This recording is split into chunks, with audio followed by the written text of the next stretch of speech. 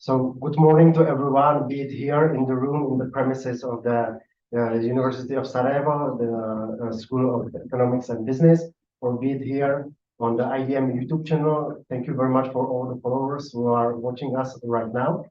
Let me introduce myself and our institute briefly. My name is Daniel Marcinek, and I'm a research associate at IDM, Institute for the Danube Region and Central Europe, located in Vienna.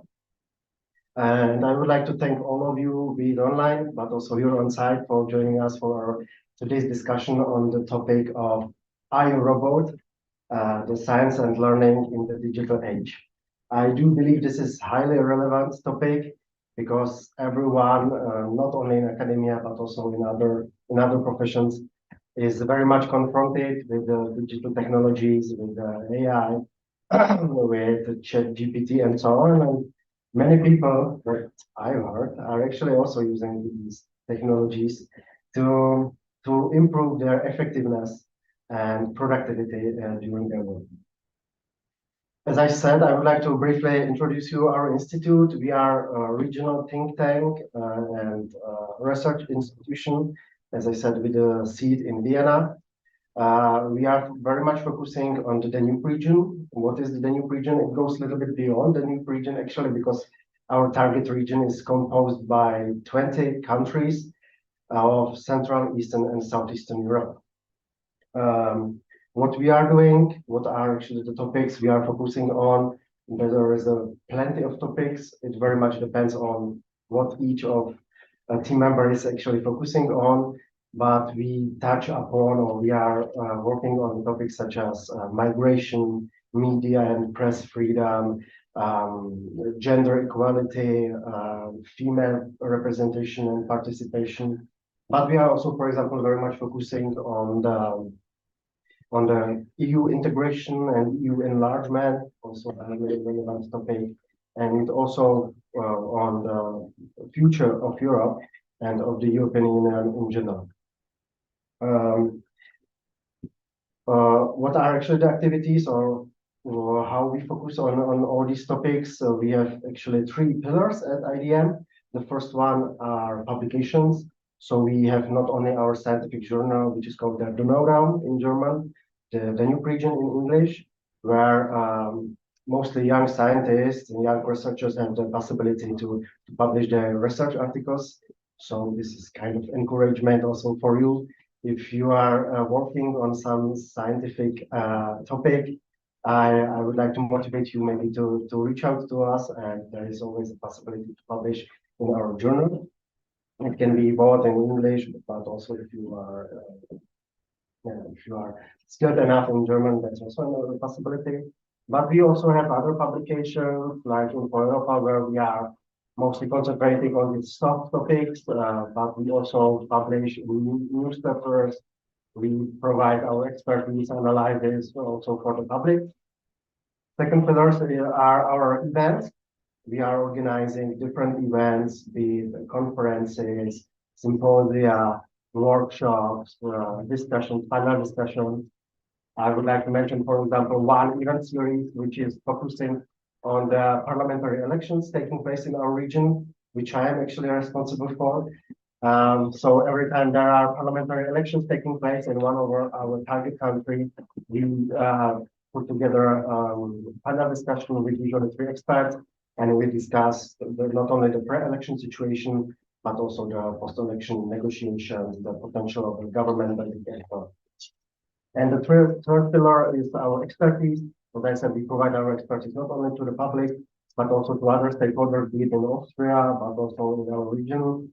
We are also very much in touch with ministries such as Austrian Ministry for Education, Science and Research, but also the Foreign Ministry of Austria.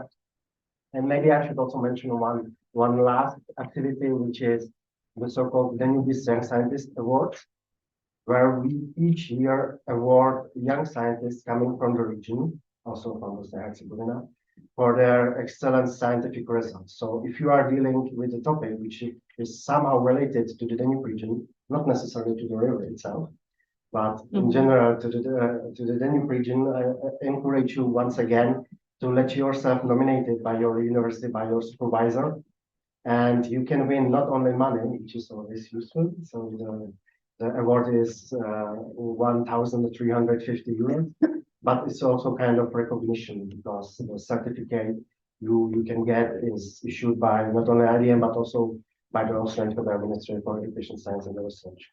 So I highly encourage you also to let yourself nominate for that. The call will go out most probably in April, or no, sorry, in March or April next year. So check regularly our IDM webpage where you can find a full information on that. And as I said, it's definitely a nice recognition for all the efforts you are actually putting to your master thesis or PhD. And you also shouldn't forget summer school. Sometimes institute organize summer schools. It's a great opportunity for you to apply and learn something about any region, both from political and economical sense. So that's something. Exactly. Yeah. This is something I wanted to actually. You wanted to share it because I'm not finished with the introduction. Because another thing which is important, especially for our today's event, is that the permanent secretariat of the so-called Danube Rectors Conference, which is a network of more than 60 universities coming from the Danube region, also from Bosnia and Herzegovina. And I'm happy actually that the University of Sarajevo is quite an active member of this network, is located at IDM.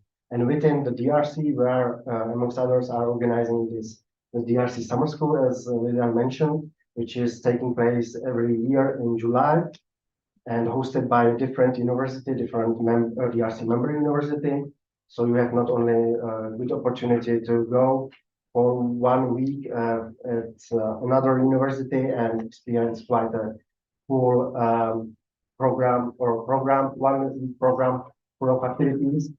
But I think Milan can confirm that it's a good opportunity not only to elaborate on different scientific topics and to get different perspectives, but in many cases also a good opportunity to make friendships which can last actually for the years to come, and maybe it can also represent kind of inception for future scientific or professional collaboration. So I'm done with the introduction of these two institutions, DRC and IDM, and why we actually gathered here today, because the occasion is that at IDM we are celebrating 70 years this year. The institute was established back in 1953, back in Salzburg, but then after a couple of years it moved to Vienna. And that's the reason why we are celebrating 70 years. And within this 70 years anniversary program, we are organizing this series of events, always one event in each of our target countries. So in total 20 events we are organizing this year. And one of them is also today's discussion, where we have also kind of also interplay with the opportunity to present the project results of one of the main initiatives we implemented last year within the DRC, which was the so-called DRC Strategic Foresight project. And I'm very much happy to have also one of the participants of the project with us here today. So thank you, Lilian, for being with us here. But another thing regarding the anniversary program, the program is under umbrella title Locating the Future. And you certainly know that it would be actually timely discussion if we discuss the EU enlargement. As you know, the EU Commission adopted actually the enlargement package yesterday, which is also very much influencing Bosnia and Herzegovina as it adopts the opening negotiations on the EU accession of Bosnia and Herzegovina. But that's not the main topic of our today's discussion, because today we are gonna discuss the science and learning in the digital era, so kind of locating the digital future of higher education, academia, and research. When it comes to EU enlargement, of course, our position at IDM is clear. We see the region of Southeastern Europe to be integral part of the European community, integral part of European family, integral part of European Union. However imperfect this European project might be, or maybe another European project which might come in the future, but we do believe that Southeastern Europe should be part of this community already for many years by now. Unfortunately, that's not the case, but this is not something what we are going to discuss today. We are going to discuss the digitalization of higher education and science. And for that, I'm very happy to welcome three experts today, which are very much involved in this topic from various perspectives. And for that, I would like to welcome first Amra Kapor, who is assistant professor at the School of Economics and Business of the University of Sarajevo. So thank you very much for joining us today. Then I would like to welcome Lelia Pirula, who is a full professor here at your faculty. So thank you very much for having me today. And last but not least, Leila Veselinovic, who is not only the member of the project, of the GLAST project, and our speaker today, but also a good friend of IDM, DRC, and of mine. So thank you very much also not only for being with us here today, but also for the whole organization, for the organization of this event. So thank you very much. I heard that you also got the impetus or the opportunity to read our publication, which is actually the main project result of the DRC Strategic Foresight project. Maybe I would like to share some short information on what we actually did within the project. So we implemented this project last year in 2022. Actually, 18 participants from 10 countries of the Danube region came together to develop different future scenarios and policy recommendations in four specific areas of higher education and research. These were university governance and autonomy, science and learning in digital era, which is the topic of our today's discussion. The third one was scientific research for EU decision making. You know, how if the European EU institutions are taking into account the evidence-based research coming from higher education and universities. And the fourth topic was the employability of young students and researchers. I do believe also very much important topic, particularly for the region of Central Eastern Southeastern Europe. Why we did it? Because we do believe that all the institutions in Europe which are focusing on the strategic foresight are very much focusing on the mostly also on the Western Europe and not so much on the Danube region. So that was the one reason why we implemented this project. And within the project, we were very much focusing on the year 2040. Why 2040? Because we thought that it's actually a good compromise between short, mid-term perspective and long-term perspective. You know, it's like within like 15 years, so we don't go so much beyond the scope, the time scope of the strategic foresight, but we still have some time in between. So all the actions we are proposing in the publication can be properly implemented by the stakeholders and by the universities. Maybe briefly to the methodology. So first, within the project, there were like 4 steps. The first one was the analysis of the megatrends. What are the megatrends? Megatrends are actually the trends and the developments which are taking place right now. So the current development, which might have an influence then in the year 2040. That was the first one. Second step was that we were analyzing this megatrend, and on the basis of this megatrend, we were developing this future scenario. We developed in total 4 to 5 future scenarios, probable one, possible one, and preferable one, and then the so-called wildcard scenario, which is a scenario which is usually unexpected, usually unexpected developments, no one can actually perceive.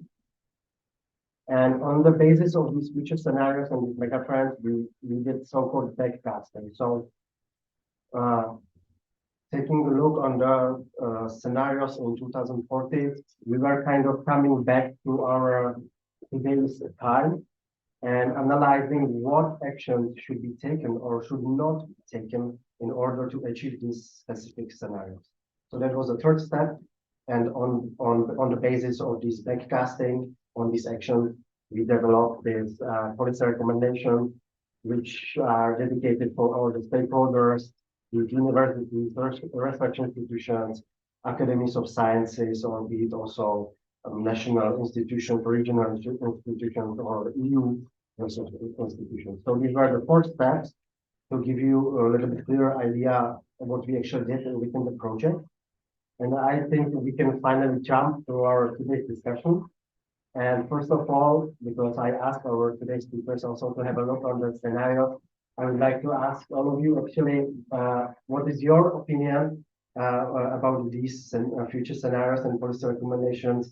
Is there maybe an aspect of these scenarios you find interesting or maybe thought-provoking or so? I would maybe like to start with Anna. Of course, thank you. I want to say hello for everyone here present in this room. Thank you, Daniel, and thank you, Liam, for the opportunity to speak about this interesting topic. This is something that I'm a fan of. The digital education in general is something that is my field of expertise. I'm somehow dealing with it since my bachelor's thesis. I write about it. We at the School of Economics and Business also implemented in 2005, since I was the student distance learning program, so we are well aware of different kinds of technology, and we are using it in education here. So regarding your question about the scenarios, I want to say that when I was reading it, when I was tell you before this event, I was quite surprised. They're really well structured. It's easy to read, to follow everything. As I was able to see, there's a lot of work behind it, and it was quite interesting for me from the methodological perspective to read this kind of study that can maybe we can implement in the future here as well. It's quite hard to decide which one was maybe most probable. But what I like the most is the third one, the preferable one is enhanced symbiosis. Why? Because it's combination of the both of the worlds, from the traditional one and digital one. I think that kind of combination from traditional way of including the teachers, their perspective, their knowledge, and also the digital technologies in any other way. I think it's the best way to go further. But the scenario that was maybe most challenging and most maybe something that we can discuss here today is the iRobot scenario that deals with something that I want to mention here that maybe we can discuss in more further, and it is some ethical dilemma behind it. One is data privacy and security. Something that we are well aware of GDPR and everything that comes with it. We are now certain about our data and how we deal with it, with the data and security.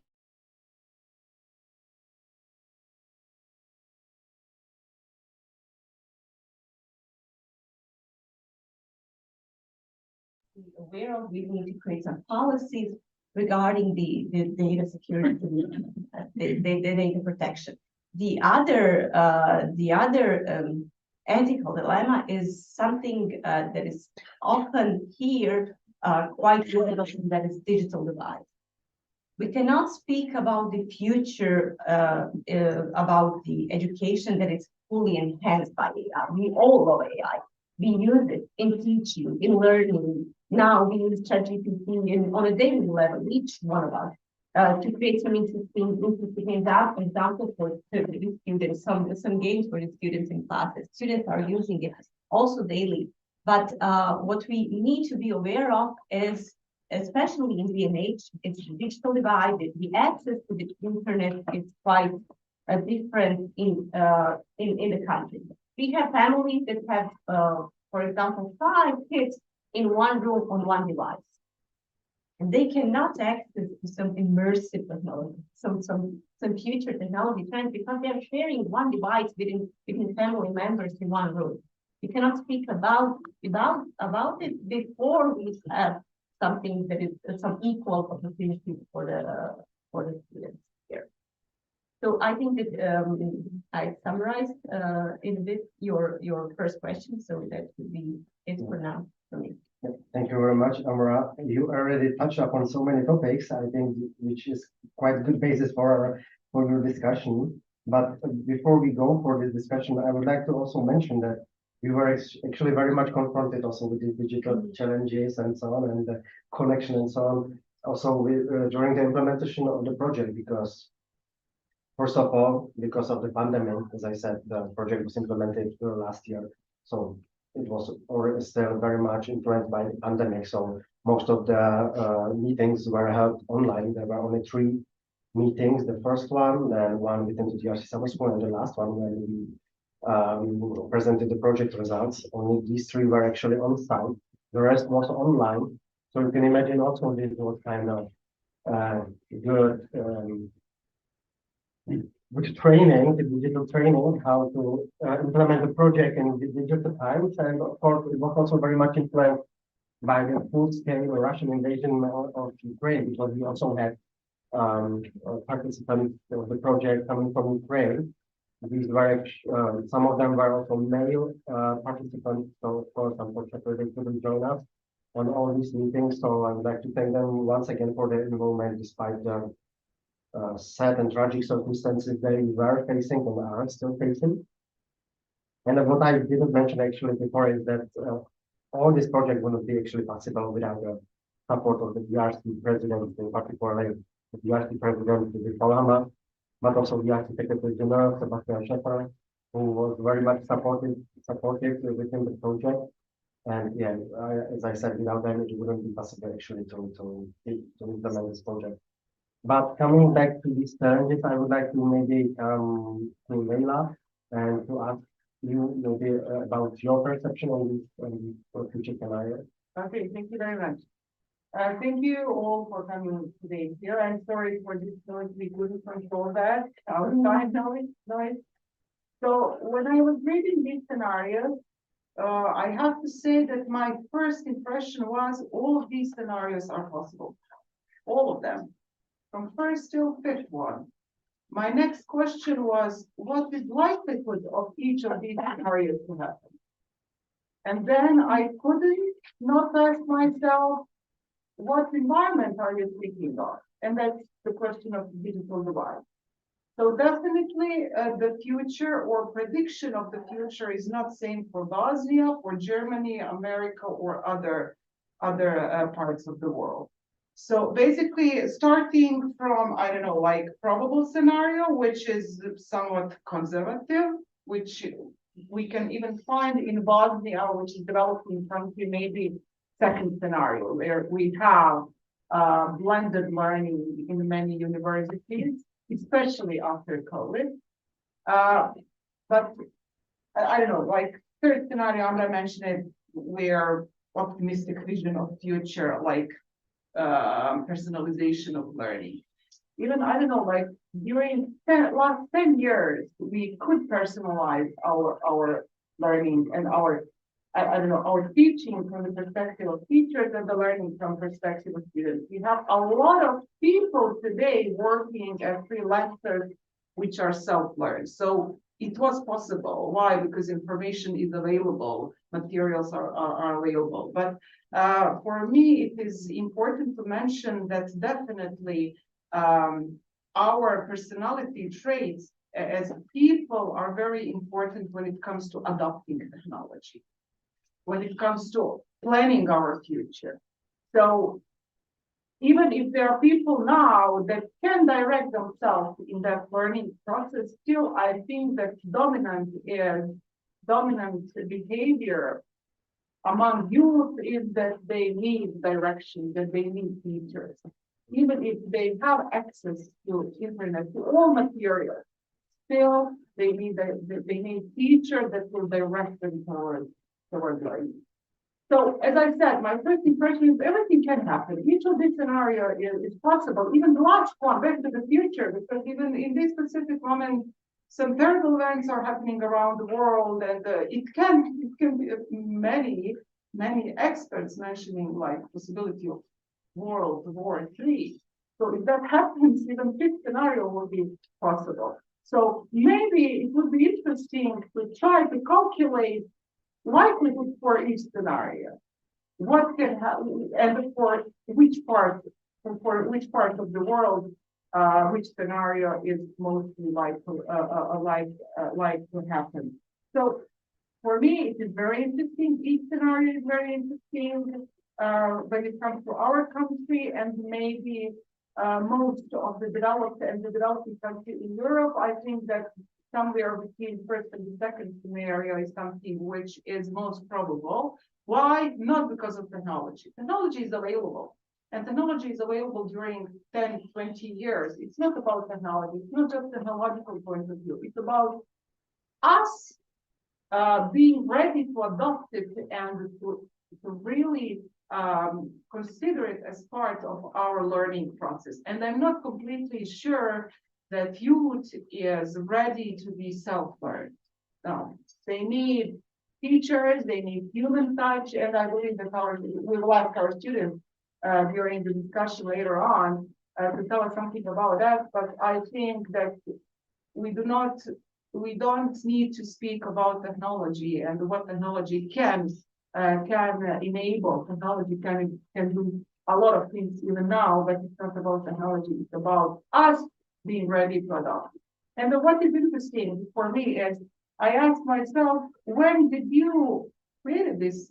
When did you create these scenarios, before or after ChatGPT? Because definitely emergence of ChatGPT would change a lot of when it comes to these scenarios. Because ChatGPT, as Amra mentioned, is something which is part of our daily routine, definitely. And I think, and that's scenario number 4, which is not like completely consider as something which is very possible. It is possible, but maybe the description of the scenario would be a bit different considering ChatGPT as a part of AI.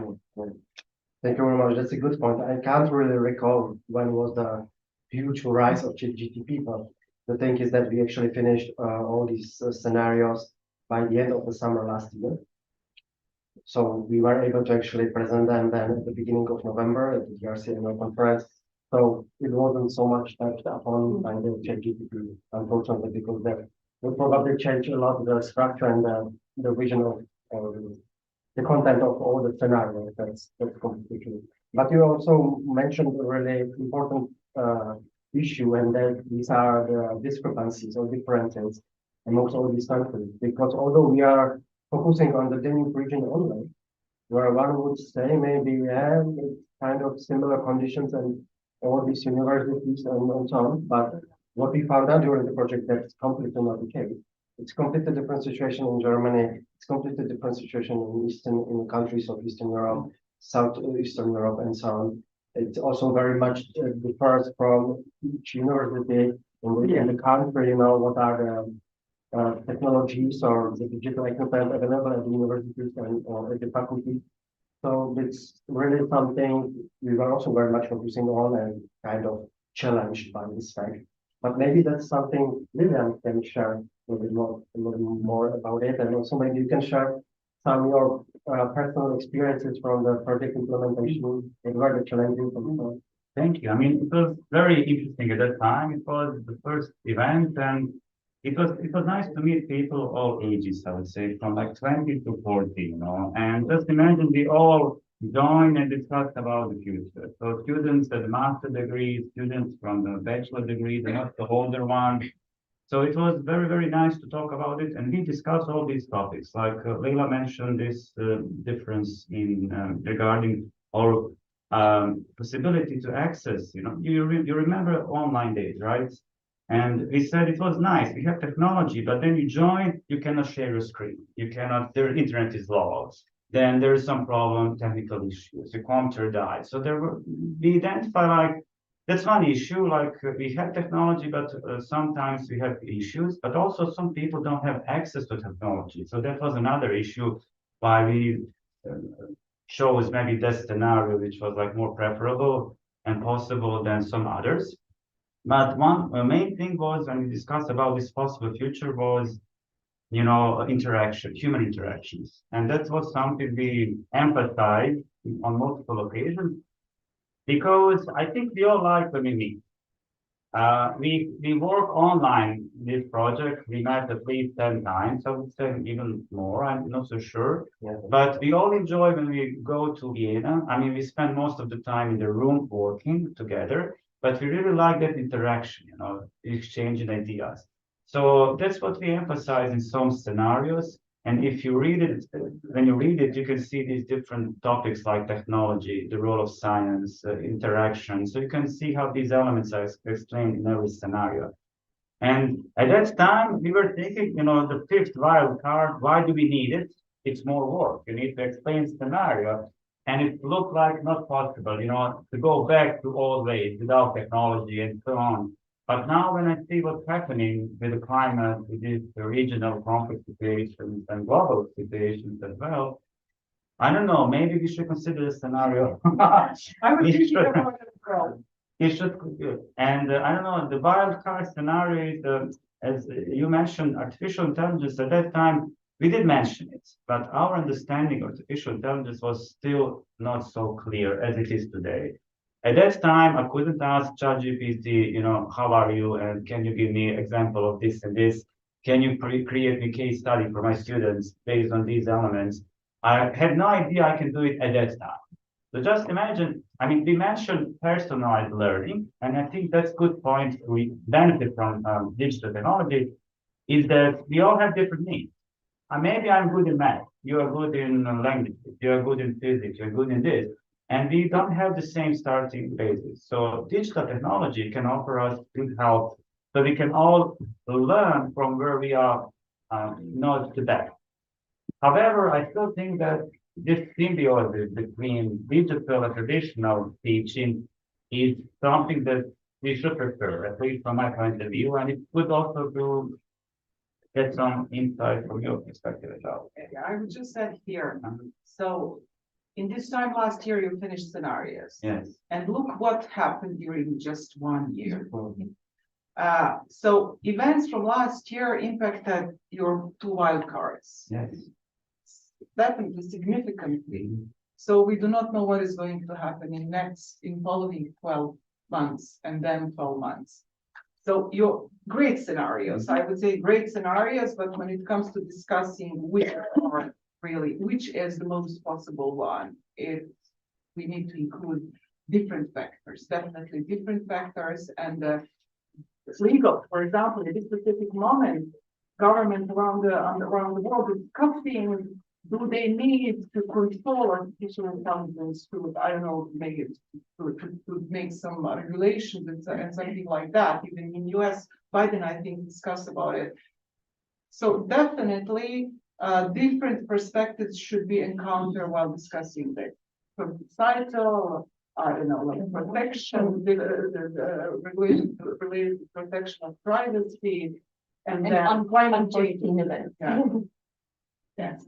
That was very much in the direction of what actually Amara mentioned at the very beginning, and I would like to come back to that a little bit later. But you, Leila, you were also mentioning the digitalization and the processes that the university are very much or highly dependent also on the capacity of the lecturers and of the professors and of the teachers.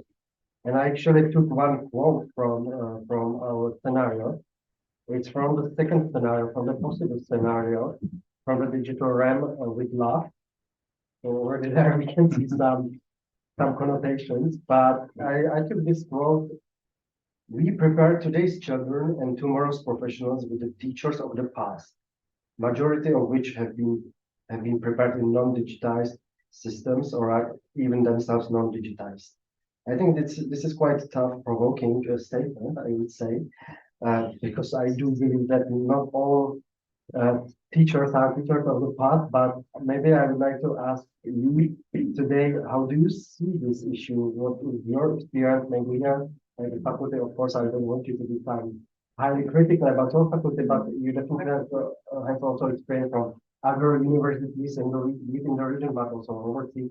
Yeah. So how do you see this? That's a great quote. since I really say to my students that we prepare them for jobs that do not exist yet. And we need to prepare them for that. And here are some of my students, and I definitely try to influence them to really develop themselves as professionals besides school and lectures and the exams and stuff like that. So I think there are many factors also that should be considered when it comes to teachers and when it comes to readiness of teachers to change, to innovate in pedagogical way and also content-wise. Age is very important. So younger lecturers, younger teachers are ready to change, to innovate. When it comes to older teacher, I don't know, I think that dominant situation is that they still believe in old systems. And we hear many older teachers discussing how the old system was better, how we were better before preparing students, the students were better with more knowledge, etc., etc. However, I believe that that cannot be an argument anymore since I'm in fifth in fifth period of my life, and soon millennials will be people almost retired. So millennials are people which are digitally literate people. So that argument wouldn't be possible anymore to be used in this kind of discussion. It depends. We have to think about two perspectives, teacher perspective, but also student perspective. And I will discuss a little bit COVID, since that showed us, are we ready for new era? So we have our perspective, and we were very happy that we really changed, we really transferred from class to online environment very fast. Since we had DL, distance learning program, it wasn't tough to change the environment. And we didn't have a lot of technological problems, really. But during those classes, the problems I encountered, for example, were related to interaction, engagement of students. So new social networks changed focus of students. They're not really prepared to listen one person, one media for 45 minutes. They like TikTok, 30 seconds and just move on. So it's a question of concentration. Concentration, focus, interaction, and finally, I can call that engagement of students. It's not really, so it is not just about the teacher, but also it's about students and the day being ready to focus on one person, on one entity, on one topic. Because they program their brains to change, to go further. So having that in mind, I became aware that we have to change our education system, that I have to change my lectures because I cannot just stand before students and speak. Since I can see that they're not interested in me speaking, in my lectures, that I have to change something. So I started with classroom, I started with different pedagogical methods just to engage them. So I think it's more about engaging students. And when a teacher becomes aware the students are not engaged, I have to change, even if I wasn't maybe ready for it. But this is something which relates not only to distance online learning, but also Foresight. I always say to them, your brain is programmed to TikTok, for example, and you're accustomed to 30 seconds on one topic and you would like to go further. And I believe that they would like to just scroll me and go further. So I have to change something. I try to, I don't know, to intrigue them with different topics, stories, with different pedagogical methods. Yes. So it seems that we don't have only, there's a huge dynamic when it comes to digitalization and Yes. changing the digital environment, but also in the thinking of students that they can't really focus on one topic for a longer period of time. But you mentioned this sentiment amongst some parts of teachers or lecturers. Is it something you are also confronted with, Amra? Yeah. And, you know, because there was a COVID pandemic, nobody can actually deny that. So what was the situation with these older teachers during the COVID times or COVID years? Because they also were faced with this situation and you can't simply stick into this old sentiment. because there were lockdowns and so on. So how they were confronted and how they cope in this situation. Thank you for the question. Yeah, I totally agree with everything that Leila previously mentioned. The only, but I must say that the only positive thing that COVID brings to each country, I think it's digital transformation in each sector and education as well, because we transform quite easily from traditional to online. There are some problems, of course, but like our faculty overnight. Prepared everything for the online environment. Regarding the teachers and skill of teachers, especially the teachers that are in, we always have the problem of what's the problem? Changing resistant to change. We always have problems with resistant to change. When we were introducing this program in 2005, we had the same problem. We have professors who didn't understand what we want there, what kind of materials we want to prepare, and what we as a faculty were doing. We help the professors to overcome this obstacle. We gave them students, instructors who help them to create material. We create some supplementary materials and instructions how to do that. There is a struggle, but there is a way to overcome this if you have a right management to put it on these institutions. But Leila, also you mentioned some things that I want to discuss further, because last year I was doing one really interesting study about the state of IT in our country, the state of digital technology education in our country for the primary and secondary schools, but that also reflects the situation in the whole in the higher education as well. There was three important points that creates better digital environment that were results of this study. One is the IT curriculum. The second one is IT competencies that we were discussing right now, the teacher competencies, the student competencies, digital literacy in general. And the third one is infrastructure. So if we somehow combine these three elements, we will have the opportunity to implement any of these scenarios that are here. Regarding the first pillar of better or digitalized education, IT curriculum, what this study revealed is that our IT curriculum in BNH and in the region, because I compared it to the region as well, it's not so different. The only difference in the IT curriculum is between number of obligatory hours. For example, in 17 countries, you don't have even the IT or technology courses are not obligatory for primary schools. They are integrated into other subjects because the technology needs to be present in any subject, not only focused on the particular IT subject. That's one point. But in DDH, you have, for example, 350 obligatory classes during here.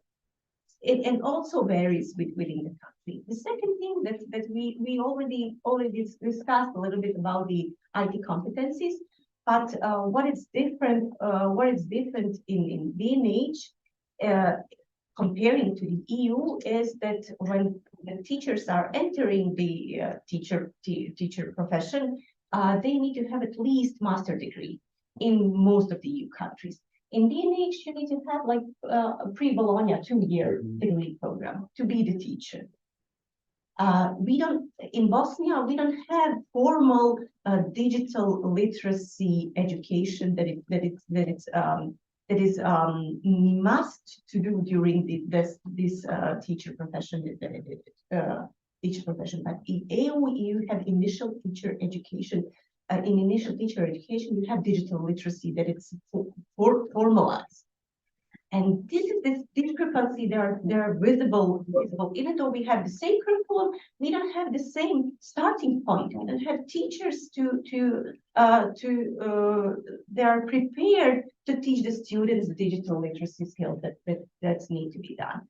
And finally, the question about the digital divide that I also mentioned at the beginning, that it's quite important to emphasize once more, because you probably don't know, but in Bosnia and Herzegovina, the average number of students per one device is 21. In the average in EU is 1.2. So in Bosnia, we have 21 students on one device.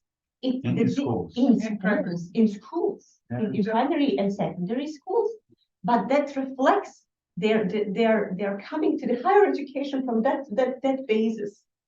Yeah, and the situation is even worse in some different administrative units in our country. For example, in Zenica Doboj, it's 51 students per one device.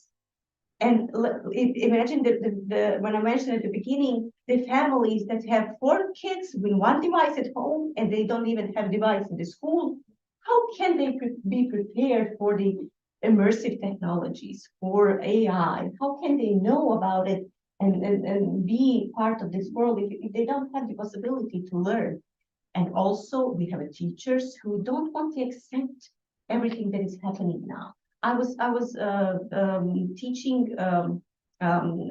secondary teachers from the secondary education level about the digital skills 1 month ago. And when I showed them something that they can do in ChatGPT, the situation was quite interesting for me, because some of them were excited to learn, to see, to be better in the future, but some of them were quite afraid. They said that I don't want to use it. It's not normal. I want to teach the old-fashioned way. So you still have this kind of problem. You cannot overlap it overnight. Yeah. And Then I can speak about this topic quite a while. But I will agree with my speakers, and I guess the same questions apply to me as well regarding the statement. I mean, there's the statement we actually wrote in that scenario, and it is accurate, but also I would like to mention on another dimension, and that is pedagogical skills of teachers. I think we already covered student accessibility and education in high school, primary school. However, since we are teaching students and preparing them for the future with professors with skills that they gained in the past, sometimes some professors, even though there are many advantages of digital technologies, they don't use them in digital environments. They just prefer these classical ex-cathedral explanations, to talk for like 4 hours and or 3 hours. So in this case, if they don't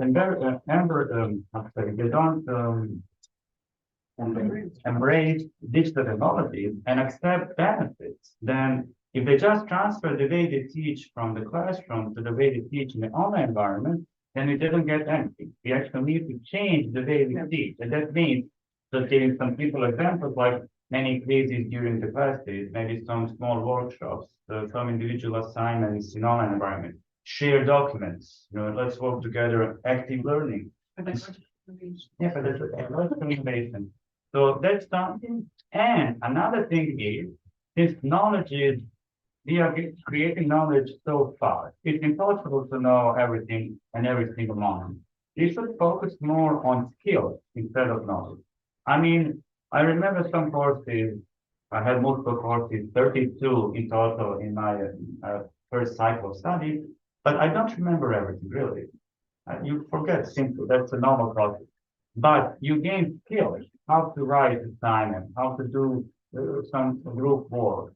So those you need to make this switch, I would say, for all scenarios, but especially if you want to go with the third and fourth one, I think that that's what we need to make changes. But even for the first scenario, I always say to my students, you have to make switch.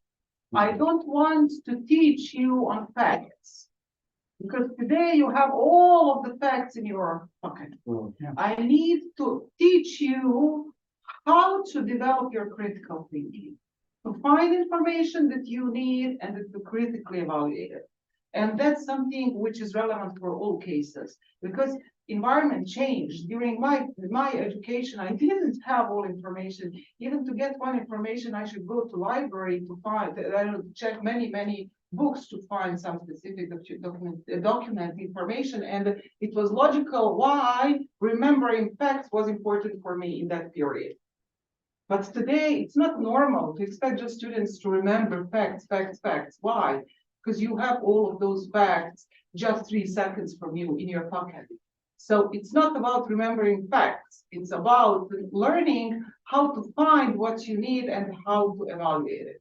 Also, I always mention that they have to have a certain level of general knowledge to be smart, to have, I don't know, some information for general discussion, for example.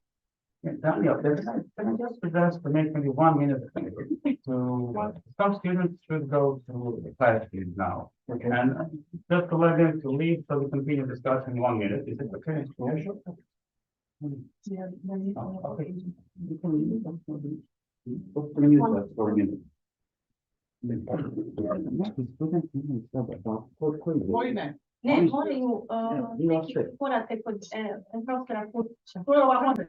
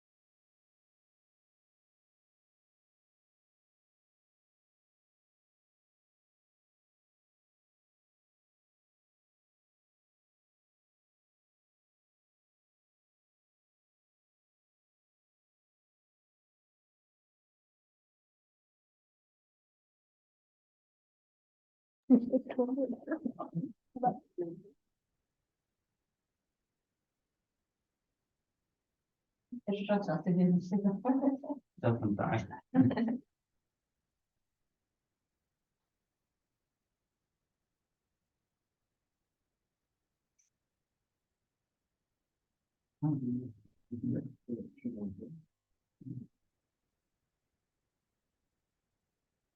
So we are sorry for this short interruption for the ones who are following us online, but some students had to leave from the room for another lectures. So we can already see the dynamic here, which is always good. But I would like to continue with what Lena actually said regarding this conflict between the old and new teaching or learning, because this is also something which the working group the Lena was part of mentioned in the publication, that we might see maybe the shift from this memorization driven learning to this rather dynamic, interconnected, critical thinking based teaching. But do you think is it really happening in reality?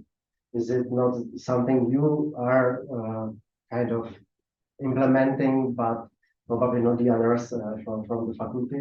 Do you really see this shift taking place there? no, I think that the shift is in some very early phases. Because students still like just to learn what is going to be on exam.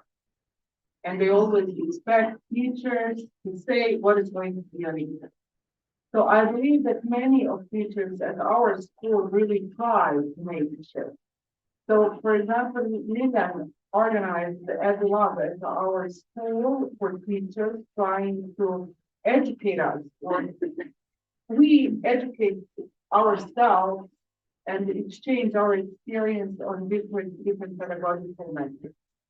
So we really try to include in our lectures as more as possible different methods, from quick classroom, from a case study, from I don't know, different discussions, debates, et cetera, for students, not just I don't know, to understand concepts, but really to be possible to critically evaluate it. And always I say to students, there is no one definition on any concept. There are many, and depends on the book that you are going to find, the author that you are going to address. So I say to my students, you can even tell me that the definition is not good, but just have an argument. And in order to be able to provide argument, you have to know. You have to have understanding as first level, and then you have to have certain level of information and the knowledge to being able to provide argument. So it is very important not to make shift. You don't have to know anything, just be critical. No, in order to be critical, you have to have arguments, and it means that you have to have a certain level of information. So I believe that many teachers at our school really are making the shift. But as I said during previous discussion, we have two perspectives: teacher perspectives and the students' perspectives. And as Amra pointed out, we are trying to make a shift. However, our primary and the secondary education system is not completely transformed. I have to say that.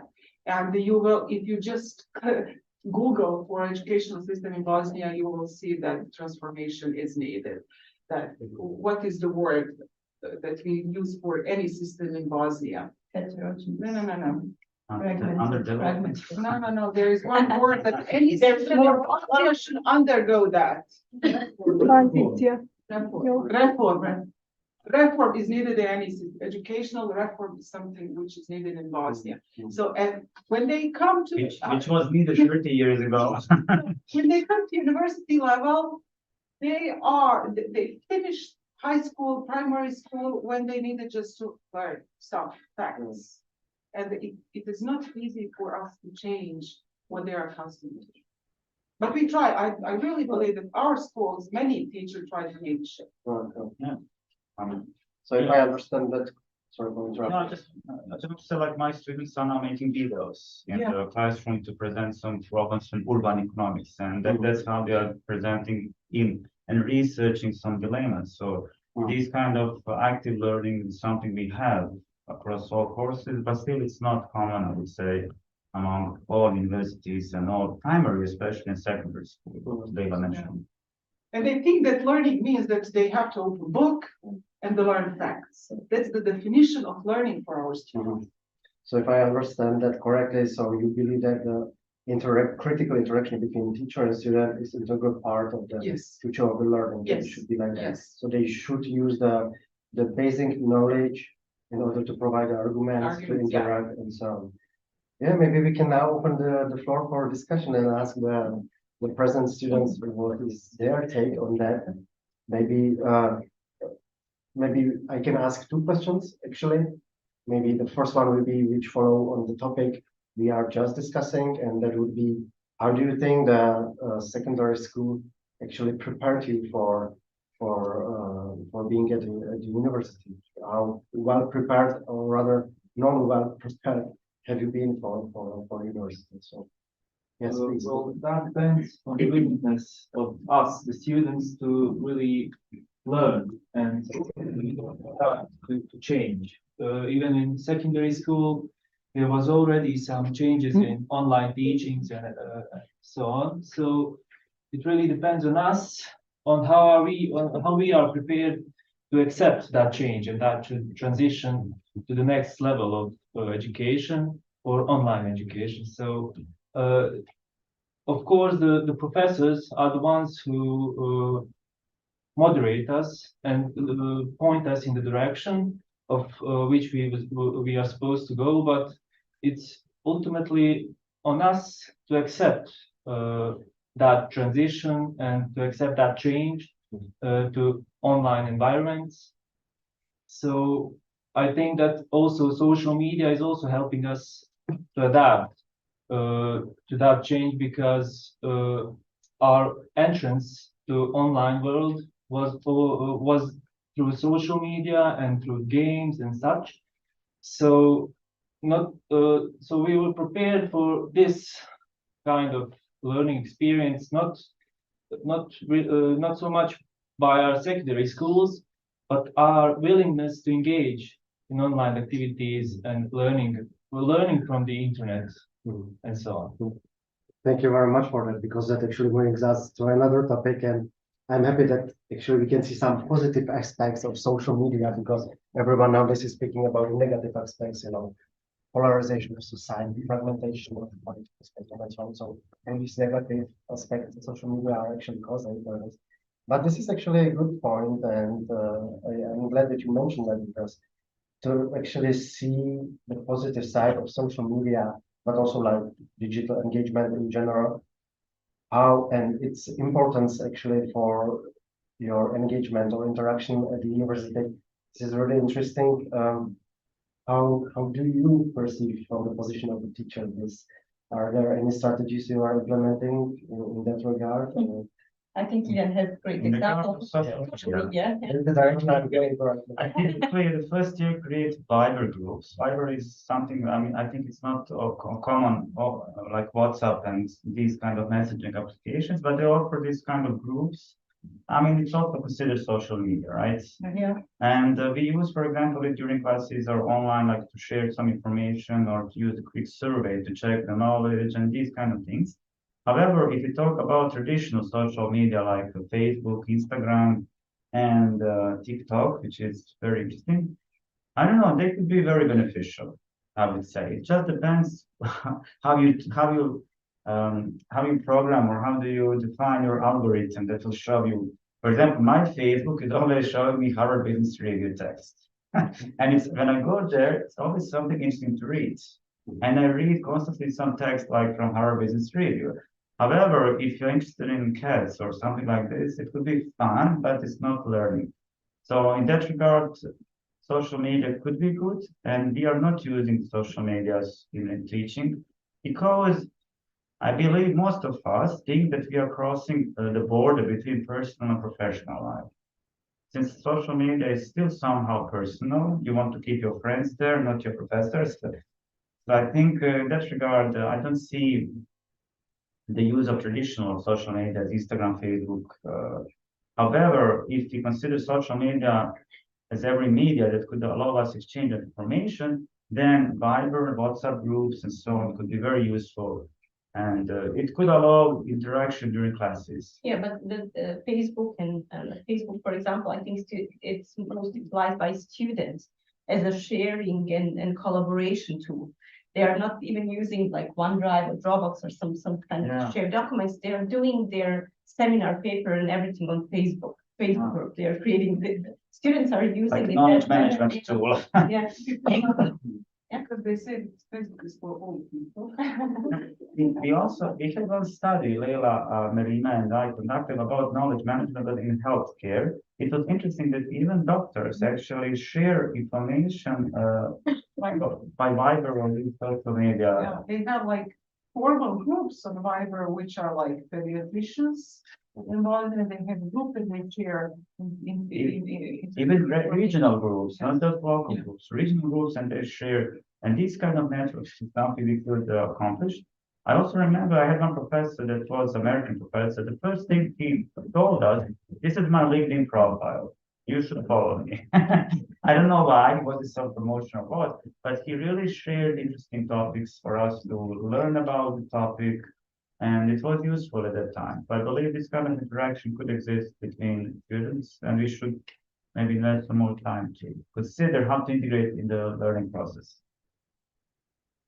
That reminds me actually, because this is something we are also experiencing at IDM, that email communication is no more, or it's considered to be old school. So everyone is contacting you on your LinkedIn profile, or on your social media, which, as you are saying, my Facebook profile is completely private one. I'm not sharing so many things there, but all of them are actually private one. And someone is from professional side is contacting me on Facebook. I find it a little bit tricky or it's true, really weird, because my email address is pretty visible on IBM webpage, but this is obviously the new normal.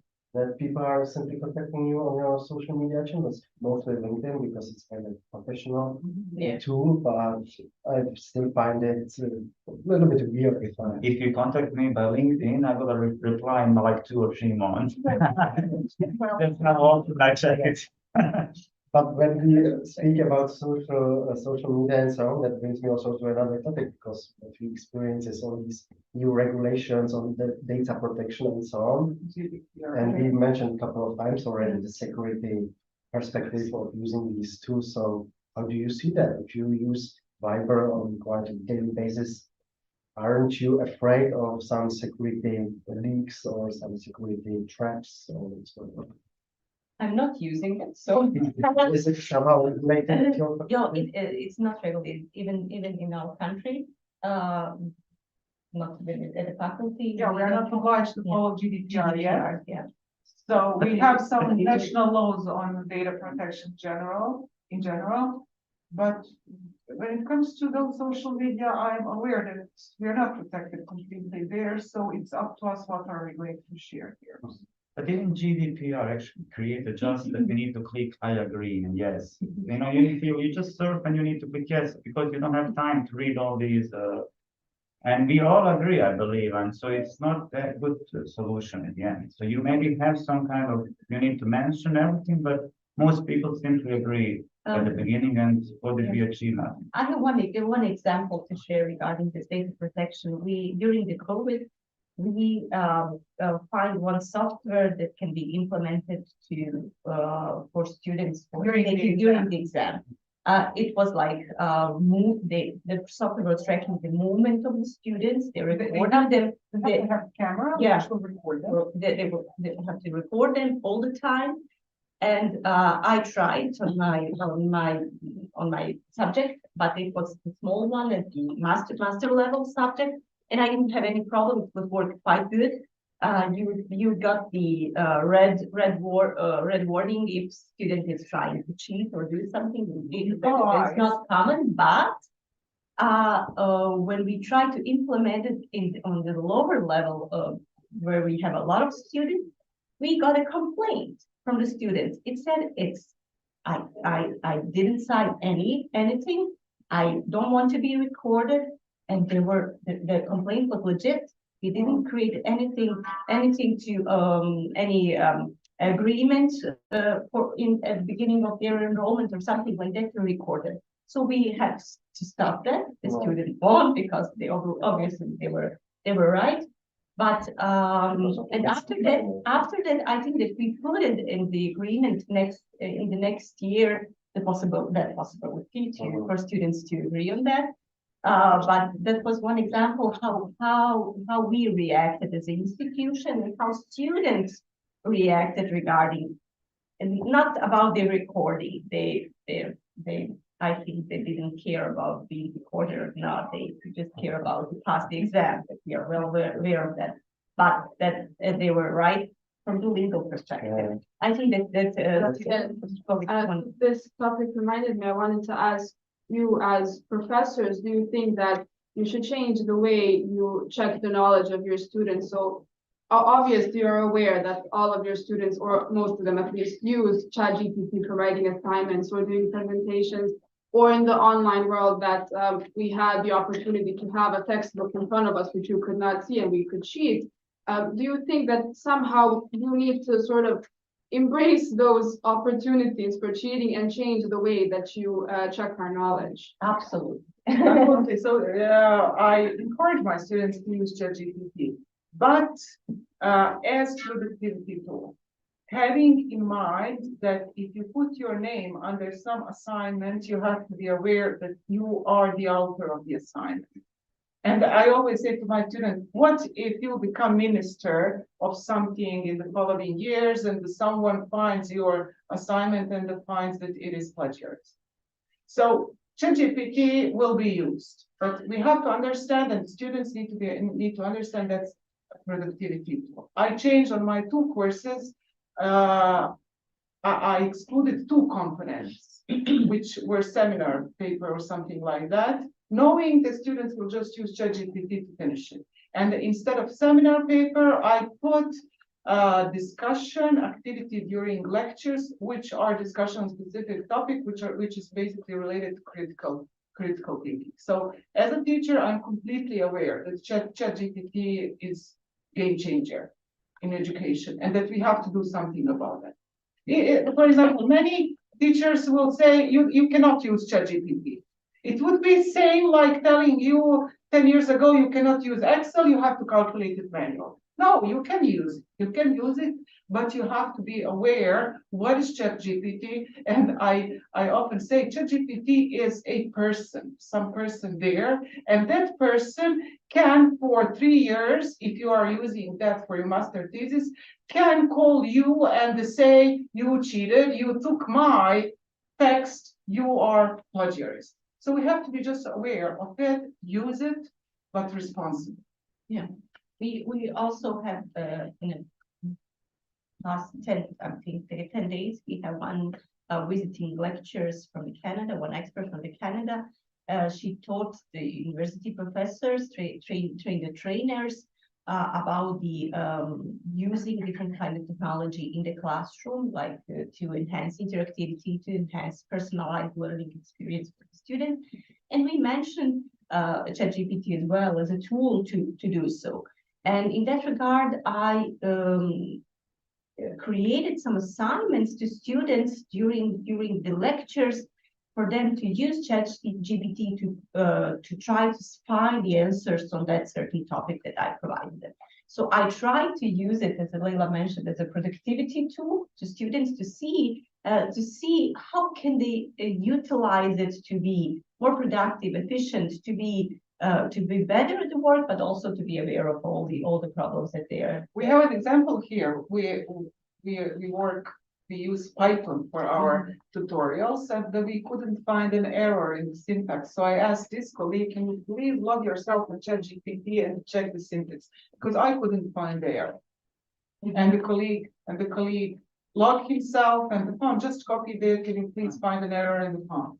Yeah, but the question is very good, and we should consider it. We also consider it in the project because assessing the knowledge was a key factor in the learning process. However, maybe we should put more emphasis on this part specifically in the scenarios. No, but how to assess the student gains some knowledge? That's the question. And I mean, there are two things here we could go further. I would say the one is to raise awareness among students that this kind of behavior is not good. However, the problem is, let's say you decide to write your own paper and you use ChatGPT, and I'm supposed to grade it, and I give you the best grade, and and it was your effort, and this was your ChatGPT. So we need to figure out how to grade it, so not to make you feel that your work is not evaluated correctly, and you feel valued. So that's, I think, the important cue. So we are changing our assignments, not as we should, but we are changing it. For example, my game theory course, I actually told them design a game using ChatGPT, just as you are using it in your courses. But please, I would like to see your questions. I would like to have an appendix with what did you ask ChatGPT. So this is like I would like to see, and I encourage them use it. Okay, use it, but just I want to see your work there. How did you come to this solution? Was it just, hey, create the game? Or was it like, but can you specify this? Can you do this? And then I can see the way you think about this issue. So that's my skills. That's what you would like to do. And so I think that's like two ways. One, to raise awareness that using it is not bad, but you shouldn't cheat. And another thing is we should change how we grade and how we actually, what we ask from you. That's the crucial question where you really draw the line. What is the student's role and what is the AI role? Because this is something a little bit blurred, I would say, if someone is using ChatGPT. So yeah, this is definitely a question for the future. And also, how you generally create a framework at universities for using the ChatGPT or other tools which are actually there, because we don't speak only about the ChatGPT, but there are also other tools existing. Students might use quite often also in the future. So to really create a framework for that. And again, we are here at the question that this framework might differ from university to another one, from one country to another one. So maybe to really find some common approach to that is a question of the future, which will be highly relevant not only in the upcoming years, but also in the year 2040 for sure. But I still have a couple of quotes from the scenarios to come back to our project results, and one is students should have a well-designed services for mental health support to address some challenges of a new digital world. How do you see that? Because COVID-19 pandemic was definitely challenging for everyone, for the students, but also for the teachers. And there were probably many cases where the person really needed a kind of mental support. Was that also the case at your faculty? Was there any institution, any office who provided this in connection, not only in connection with the pandemic, but about in connection with the transfer on the digital platforms and so on? I think that we only have several lectures by the psychologists and people who are in that area for students to prepare them, not only for students, for teachers as well, to see some aspects of this kind of lockdown, to see how to deal with it. We only, as I'm aware of, Yeah, we only have that we kind had of. those lectures which were provided by psychologists, but also we have career center for our students, and under that center we organize the counseling services. And I'm not sure that it is completely alive right now, but we became aware that we need that kind of service for students, and I believe that is ongoing process to establish that kind of body under within this school. That is like a team of people with different backgrounds, which will have like counseling role for students from these different perspectives, for students with special needs to, I don't know, different. The main problem with that is that we can establish, but still it will be perceived as something negative, because going to any health center or however you call it, but it could be perceived as a sign of weakness, or like, I don't know, it could be perceived bad among you, right? If you go to even psychologists, they would say, oh, something's wrong with him or her, these kind of issues. However, we should somehow, if we have some issues, because, you know, this online environment could be difficult, you know, you just, if you are, especially if you go to iRobot phase, I think there should be something definitely. So in that regard, we should also encourage people who don't feel comfortable in that environment, that need some kind of support, that should contact them and ask for help in that regard. At the university level, we have student center, university student center, and they are dealing with on university level, but you need to contact them and and then you will get all the help that you need for every students to be included, to feel included in the institution. So we have that on the university level as well. Because we don't take care much about our mental health. Don't think only about the worst case scenario. We are all under stress, right? And stress is also causing some mental issues, the breakdowns, and I don't know, difficult times, up and downs. So I didn't hear any examples from the students that they were complaining. Maybe they can share during the COVID how it was for you. Did you notice any problems regarding the health issues? Maybe now they use open AI for as a psychologist as well. So you can. No, I didn't try. I tried. I messed up today. What do you say?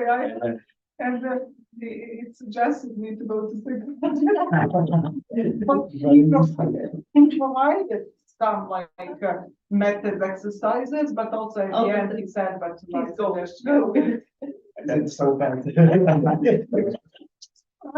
and then when I conclude, like, you didn't help me at all, then they say, No, this presentation should end. Thank you very much. You were very helpful. Are there any other questions, maybe in relation to the challenges you experienced during the COVID-19 pandemic or something else? Yes, please.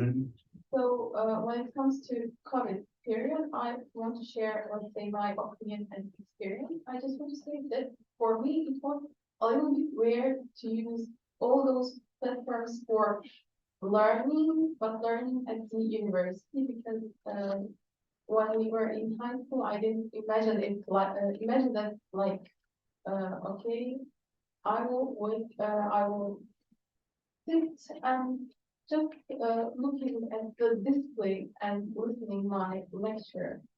Yeah.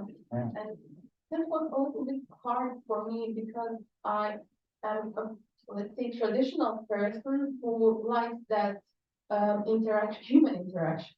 And in this semester, I have the opportunity to work with younger students, together with our professor and assistant. And I am working with two groups of students, actually students who are listening the lectures in the classroom, the traditional way, and the distance learning, the students on the distance learning program. And I noticed that students on distance learning program have, let's say, some kind of lack of communication skills or the skills that to form the question if you want to ask something. And maybe this, my experience can help our teachers to, with this distance learning program, how to motivate students or how to help them. I think they're feeling more free to ask me a question per email or writing me a message than in the classroom. Great, that's a great point. How to really engage in the role of students, of a student if you are in online environment. So she had problem really acknowledging herself as a university student, formal student there, just before display monitor. Because they were, switched Yeah.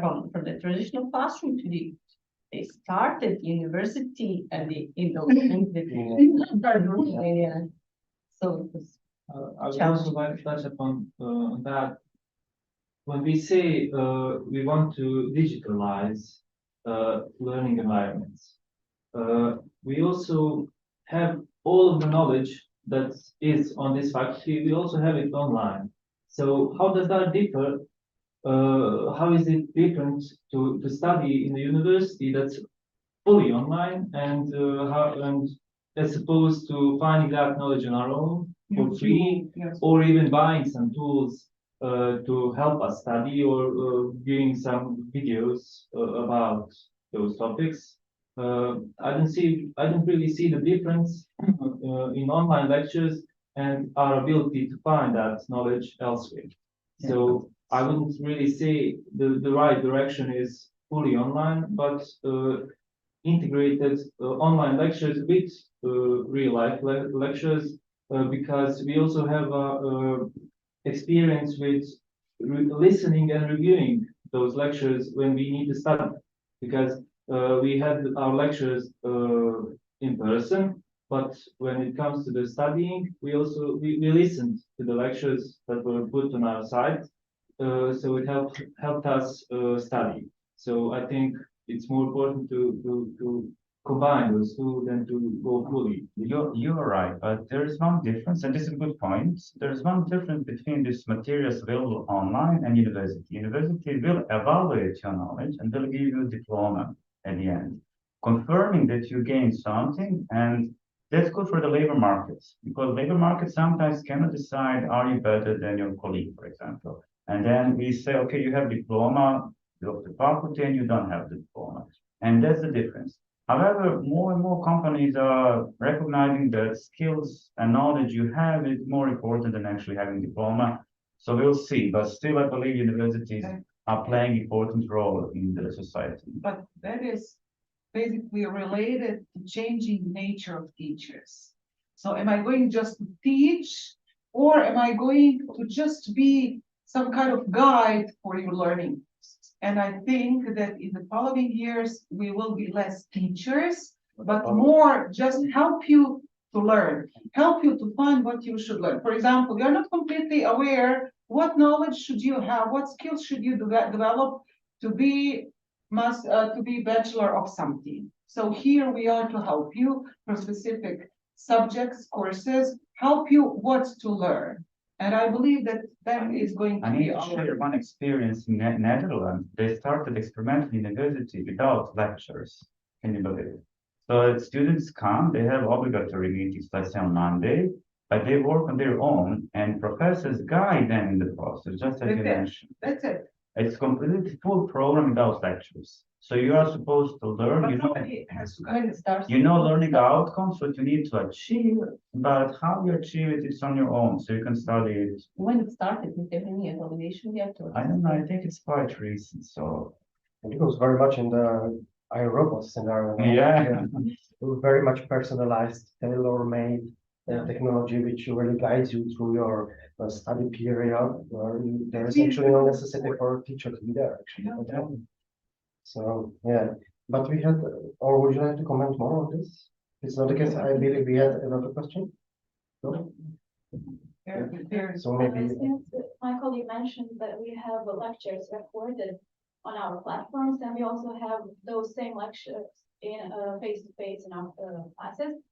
Well, I think it has there is advantage of having them online and using that both of the ways.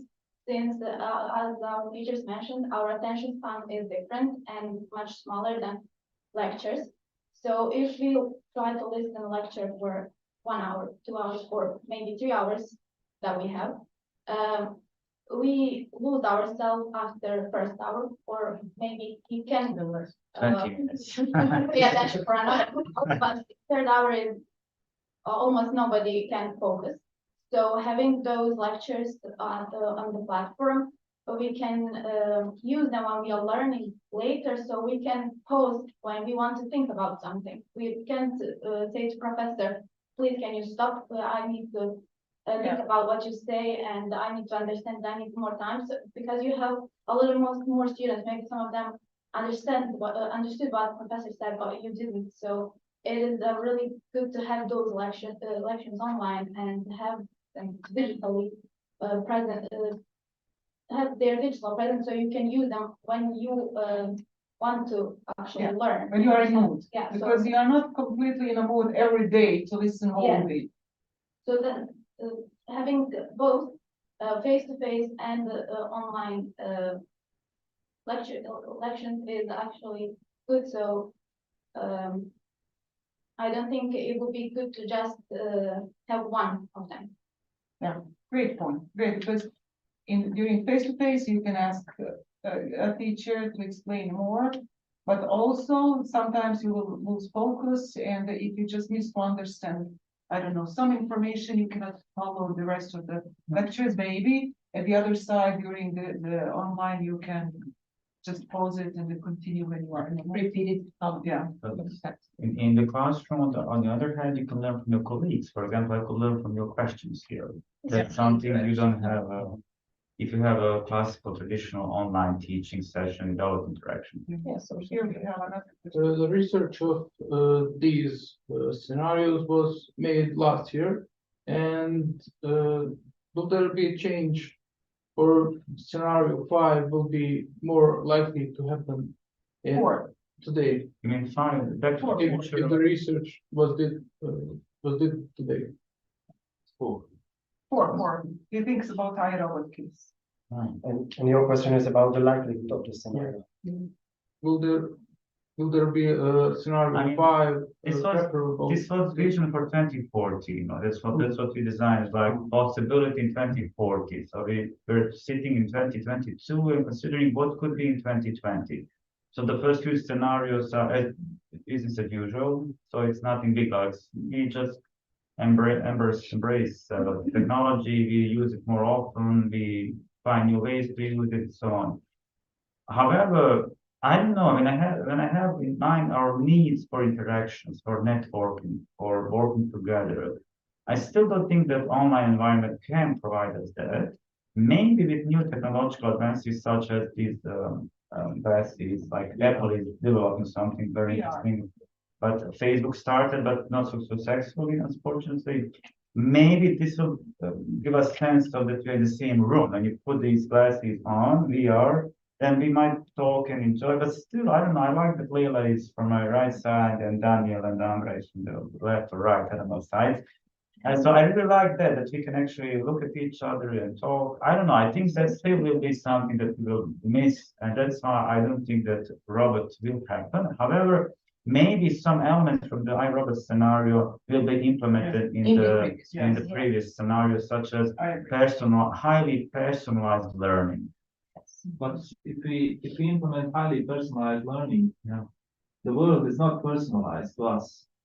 The working experience will not be personalized to us. So if we are expected to learn in a personalized scenario or environment, how can we be expected to know how to act in a personalized world? That's a good question, but that's another way of personalization. That's, I mean, to adjust environment. No, we're not talking about that here, but to see what are your needs.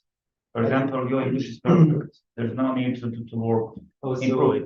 Personalizing the way, personalizing things to improve. Yes. On the student, not the environment. Yes. Students with dyslexia, for example, Yeah. or some kind of different disabilities, and personalization enables them the way for them to teach the game the exact amount of knowledge that you have.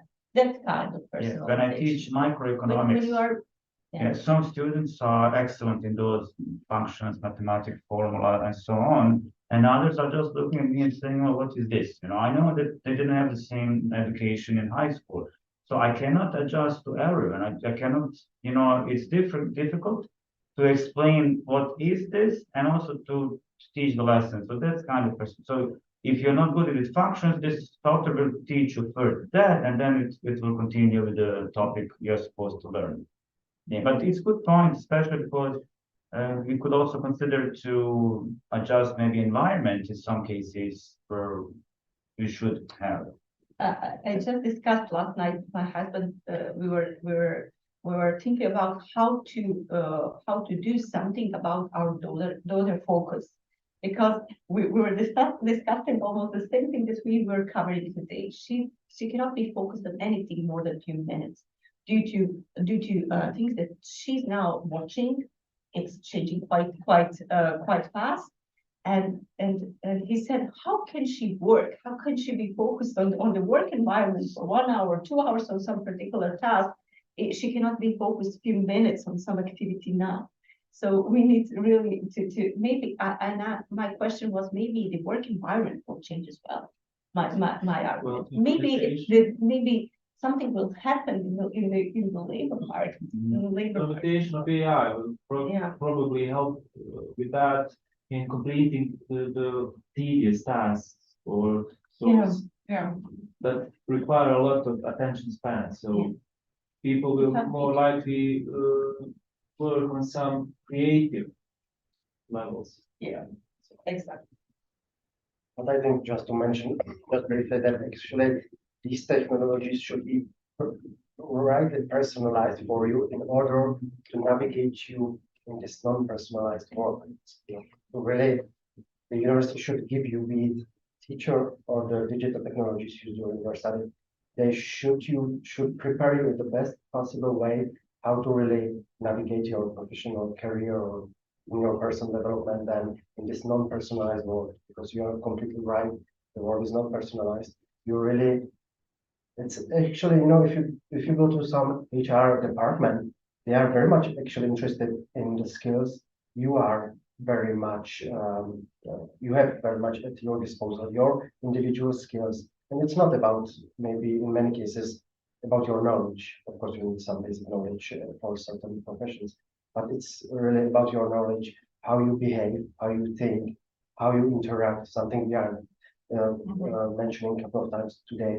You know, this interaction with your colleagues then in your future working team. And these are actually also the necessary kind of, as they call it, soft skills, which are very much important also for the people when you are applying for a job. So I believe this should be also certain important part of the university, which the university should be prepared for. Should we allow technology and robots I'll say it like that, to teach students how to communicate. Because communication is deeply personal and it's emotional. If we can't read, if I can't read your emotions, and reactions to what I'm saying, it becomes robotic. So if we allow robots to teach us how to communicate, what's the expected result in later communication in colleagues? I think that goes very much in the direction of what I mentioned at the beginning, this digital dilemma. You know, how ethical are actually the modern technologies, you know, how they can teach you emotions and so on. Are they actually able to teach you emotions? But for that, we need exactly this third preferable scenario, this enhanced symbiosis, where we don't have only the modern technologies using them in the best way possible, but also the old school teachers who can hopefully learning these emotions and this communication on site in the class on a daily basis. But it depends also on the level of education.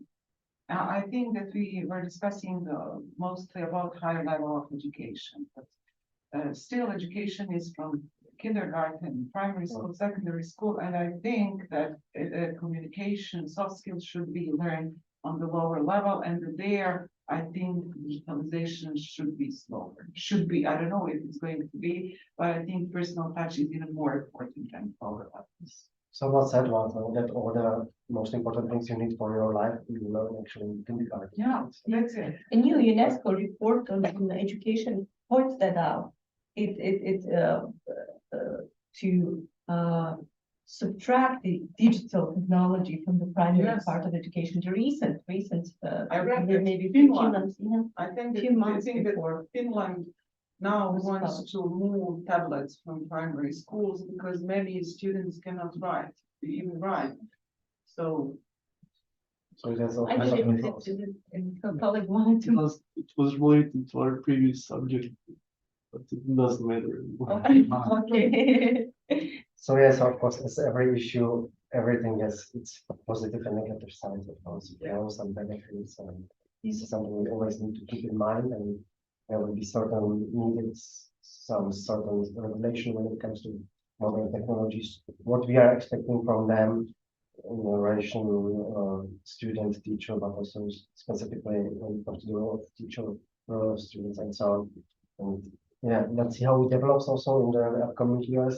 Let's see when hopefully we will have the chance to actually speak about it also in 2040. But at this point, I would like to conclude our today's discussion to thank all of you who participated in our discussion with here, but also on our live stream. And of course, many thanks to all of you, to the speakers, to Leila, to Miriam, and to Amra for your involvement today, for your willingness to join us for today's discussion, and for your wonderful, excellent, highly important insights to different aspects or different spheres of digitalization and higher education. So thank you very much, and I think you deserve a big applause. Thank you for the invitation. And of course, yeah, thank you very much. And of course, it wasn't the last anniversary event we organized at IDM. There are still many in store, so please check our webpage regularly. I believe next time we go to Latvia, if I'm not mistaken. But if you want to join me, you can always come to Prague, where I will be in December, where we will speak about regional cooperation in Central Europe. A little bit different topic than we discussed today. But as I said, we are not finishing yet. The anniversary activities are continuing. So please keep yourself updated on our webpage and on our social media channels. And I'm very much looking forward to another occasion when we celebrate the 70th of Parliament. Until then, take care and thank you.